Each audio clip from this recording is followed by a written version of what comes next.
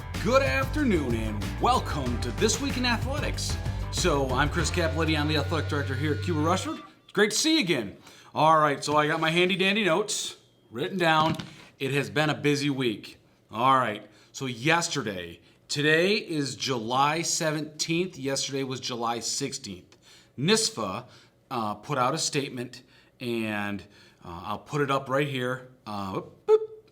And so it's going to delay the start of fall sports until September 21st. All right, so we had a start date of August 24th. That has now been pushed to September 21st. All right, what does that mean? So state championships are canceled for the fall. So that means there will be no state championships in any fall sports. The 7-day practice rule is canceled. So some people are getting this a little bit confused. What that means is you can now practice 7 days a week. So if we start on September 21st, you can practice Monday through Monday. Before, you could only practice 6 days, then you had to take a day off. You could not practice 7 days in a row. You can, if we start on September 21st, you can practice every day of the week. Now, what is still in place are the amount of practices per sport. So let's say if you're playing soccer, you need 6 practices in order to play a game. If you play football, you need 10. If you play girls volleyball or cross country, it's 6. So most sports are 6, 6, 6. 6 practices, and then I believe football, I believe baseball, there's a couple other ones that require 10. All right, so it's either 6 practices or 10. But anyways, that's still in place. So geographic scheduling, meaning they want you to schedule games close to your school. We will work on that. Schools with state permission can offer off-season workouts. So I got clarification on that, just so everybody knows. Cuba Rushford athletes cannot practice with their coach. They cannot come and work out. Mr. Wild can't work out with the football team. Mr. Prillo, Mr. White, Ms. Kiesler, no one can work out with their teams. They can't have off-season workouts. I got clarification on that last night, so I don't know what that, again, these are gray. I'm just we're going to deal with what's out there. All right, so see our workouts with their coach right now, not happening. All right, so the condensed season plan. So I'm going to put these up one at a time. All right, boop, here it is. So season 1 would be your winter sports from January 4th to March 13th, 10 weeks. Season 2 from March 1st to May 8th. And then season 3, April 5th to June 12th, each 10 weeks long. Now you look at this and there's a lot of overlap of sports. How are we going to do that? What's going to happen? I don't know. So season 1 is all your winter sports. Season 2 is telling us that it's your fall sports. So fall sports will start March 1st, yet the winter sports don't end till March 13th. And then spring sports are going to start April 5th, yet the fall sports don't. So you can see there's a lot of overlap. What do you do with, let's say I play soccer and baseball. Well, there's a huge conflict. If you play football, baseball, football, track and field, whatever, girls volleyball and softball, girls volleyball and track and so yes, everyone is aware that there's an overlap, and that's going to create some natural problems for us. This is just an initial plan. Things can adjust, dates can adjust, but I just want to give you the facts that are out there right now. So no sports until September 21st, and then if they cancel fall sports totally, we're going to go to the condensed season plan starting on January 4th. Now, that may change, but that's why this is a weekly show. We have a lot going on.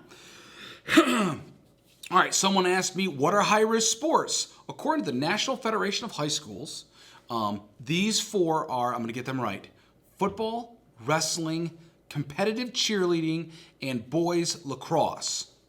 That's what they consider high risk, because the NISFA document that put out referenced high risk sports, and there may be special rules for high risk sports. Now, that's what the NFHS determines as high risk. What does NISFA determine as high risk? I don't know. What does Governor Cuomo talk about as high risk? I don't know. So we're just giving you what's out there right now, and we know there are no sports until the earliest September 21st. All right, changing gears a little bit. Lunch. We're going to do lunch every day, Monday through Friday from 11 a.m. to noon. All right, and it's going to be at the Cuba Rushford Elementary here in Cuba or at the Rushford Fire Hall in Rushford. Remember, if you need delivery, if you are 18 or younger and you live in our district, 13 townships, come on down. We got a lunch for you. We're serving about 200 lunches a day, 200 lunches, 200 breakfasts a day, and we got room for more. We want, if you're 18 and under, nobody's going hungry this summer. We have a lunch for you. And let's not forget about produce delivery. So produce pickup, I should say. Produce pickup just happened. Today's Friday, just happened this past Tuesday. The next produce will be, I believe, July 28th.